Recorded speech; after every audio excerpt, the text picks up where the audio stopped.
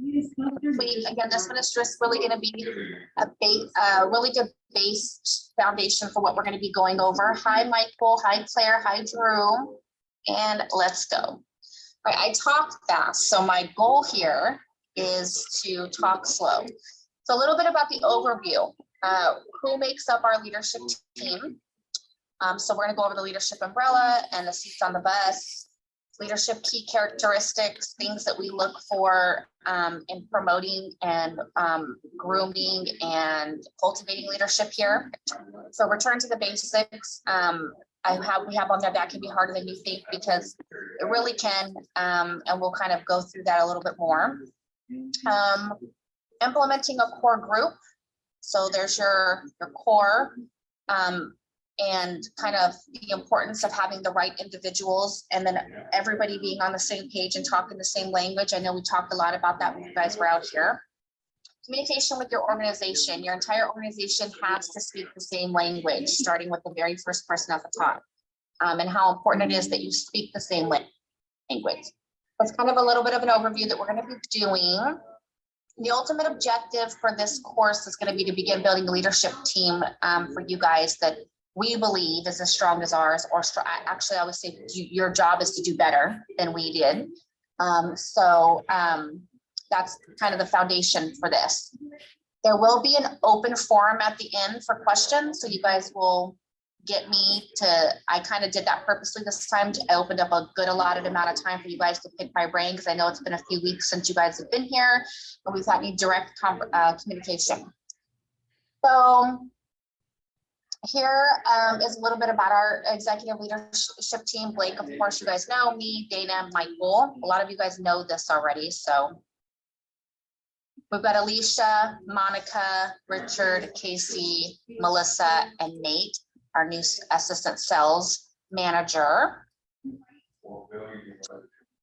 So let's go over some key characteristics that we look for. The first one, first we're going to go with the very first thing that I believe needs to happen within a leadership team to be able to build everything else on. Nothing else is successful or sustainable without this, and it's trust. You have to be able to trust each other. A really good example of that, you guys, we talked a little bit about when you guys were out here, but a really good example of that is Blake and I. We challenge each other. We push each other's limitations. We do not hesitate or pull back from questioning something or disagreeing with something or poking holes at something. Trust means that we can be completely vulnerable with each other. Because at the end of the day, we trust that no matter what we're doing it because the best, what we want is the best for the company at all times. So above anything else is trust. Trust, guys, gets a lot trickier when it's not you involved. And what I mean by that is you start to build leadership within your organization, and trust becomes really tricky because you have to teach other people how to trust each other. A lot of things that become innate to you or that kind of make sense to you are not going to be that way for other people.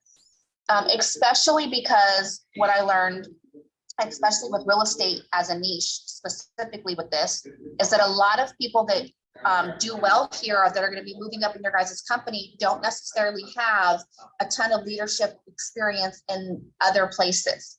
And so a lot of the things that you learn as a leader or going into leadership, they're going to be learning with you. So it really becomes important for you, and it challenges you as a leader when you have to teach them how to trust each other. Okay. Trust. The next thing is conflict. You cannot have healthy conflict without trust. So healthy conflict is, I would say, if trust is your blood, then healthy conflict is your breath. You have a team that does not have conflict is not a team that is growing. It's not a team that's moving forward, because if nobody ever disagrees with something or doesn't, poke holes at something or questions something, there's really no authenticity. More than anything, it's one of two things. They don't care enough to have the conflict, which that's not good because everybody that's in your leadership team should care as much as you do.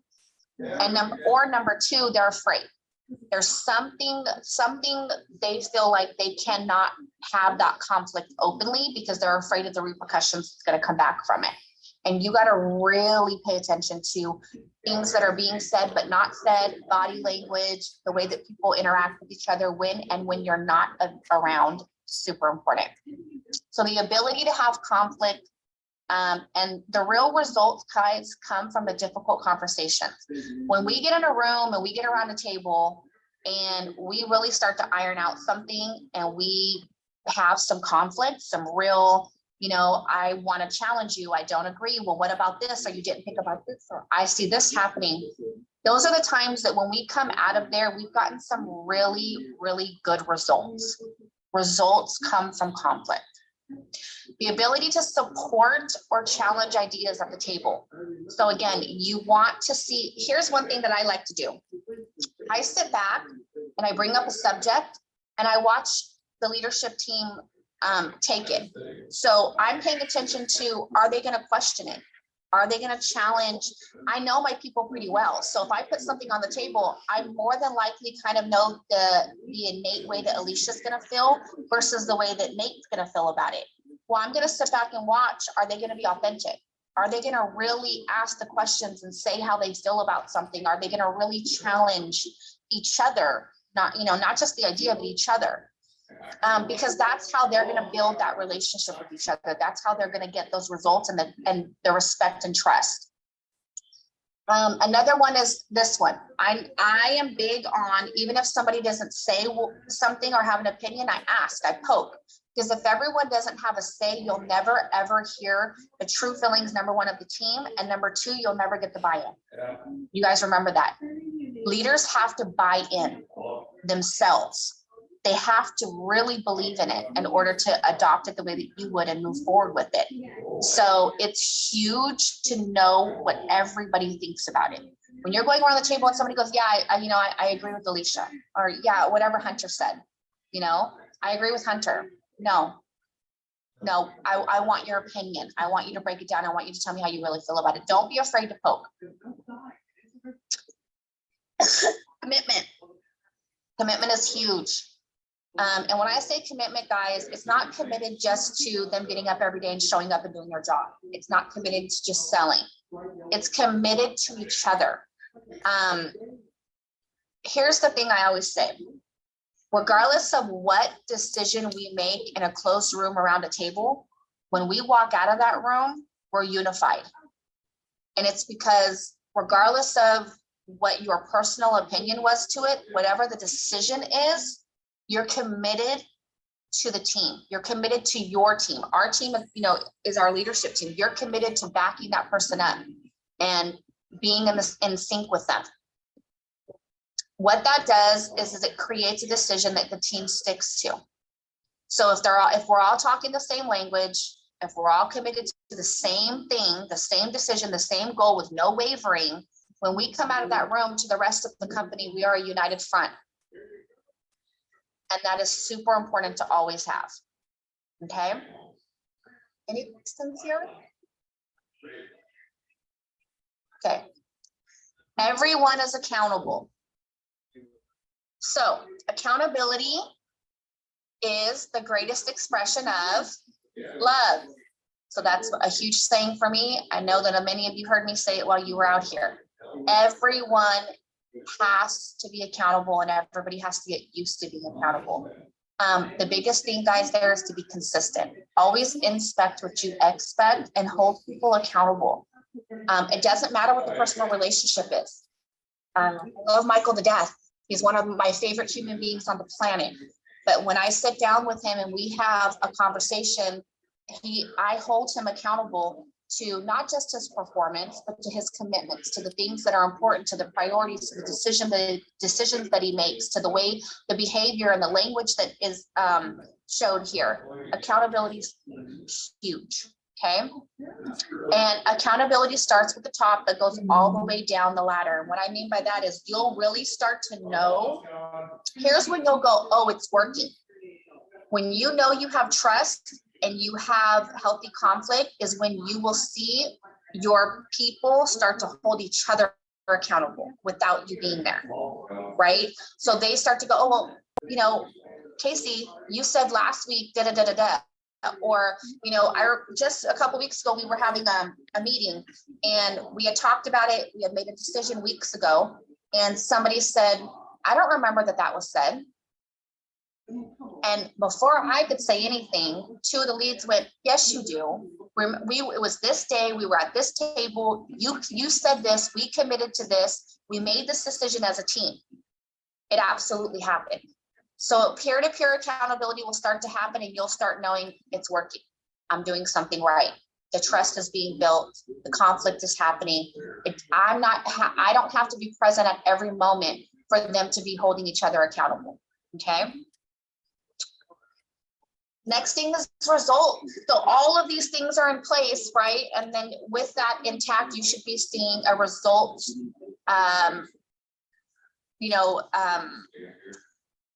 focused organization. Okay. And what that means is that it's not just about the individual results, it's about the results that we're doing together. It's our team results, our culture, and our goals. We just hit, I don't know if you guys know or not, but we just hit a huge milestone, a huge goal. We did our 554 for the year. And I cannot tell you the amount of happiness and celebration and personal accountability and team accountability that everybody from the sales agents down to the TCs and the admins and the ISAs took part of.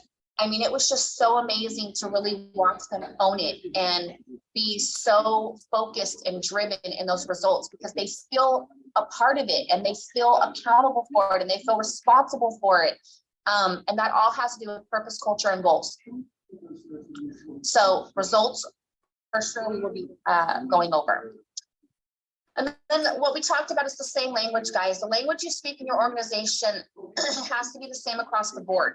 A lack of that creates a misunderstanding and a cloudy vision for your people. And without vision, you perish. Okay. So if you have the vision, but nobody else understands the language and the vision, you will have an organization that does not grow and will perish. Leadership becomes the heart of the company. And so it should work together. So what that means, again, is that your circle, your leadership team is cohesive. You guys are one beat, one drum, one language, one step, one decision at all times. Okay. It's a lot harder than it sounds to do, but it is possible to get there. All right. So we're going to talk here about implementing the core team. Members of leadership have to display qualities, both current leadership and new. So what I mean by that is that sometimes you'll get people and they do and say all the right things, and then they get into a place and a position, and then you start to go, I didn't see that before. Where'd that come from? That's new. You know, you'll start seeing some new stuff come into play. And when you see things like that, it's just as important to address it then as it would be as if you were getting ready to promote that person into leadership. Without the basics, you'll never be more than basics. So the core group must be accountable, holding everyone else accountable.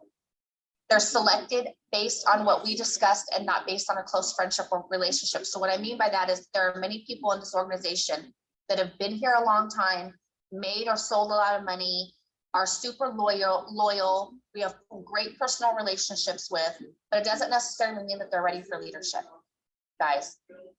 There are specific things that you should be looking for in your organization that tells you that a leader's ready. Some examples for that for me, I know I said this too when you guys were out here, but I'm going to say it again. I want to see how somebody deals with friction. I want to see how somebody deals with disappointment. I want to see how somebody deals with conflict before being promoted. If everything is perfect and great and they're riding cloud nine the whole time, I have no idea how they behave and act when their emotions come into play as a leader. And that is the most important thing because a cancer spreads faster than you can normally get a hold of it.